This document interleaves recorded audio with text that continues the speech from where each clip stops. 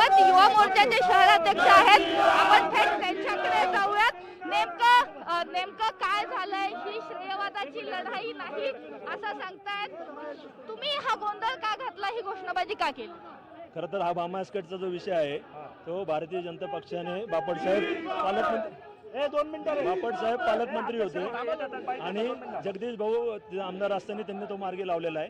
आणि मागाशी जसं आपण विचारलं की हा श्रेयवादाचा विषय आहे का, तर आपण हे फ्लेक्स बघू शकता. हे फ्लेक्स आपण बघा या ठिकाणी.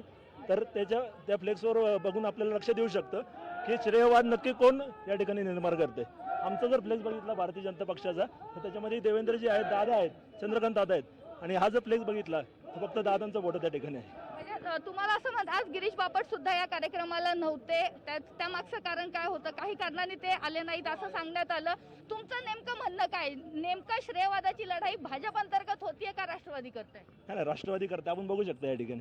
फ्लेक्स वरून तुम्ही म्हणताय की फ्लेक्सचा हा सगळा जो वाद आहे त्याचे हे पडसाद इथं उमटले. हो, नक्कीच. पुण्याची ताकद, पुण्याची ताकद. जे लागलेलं आहे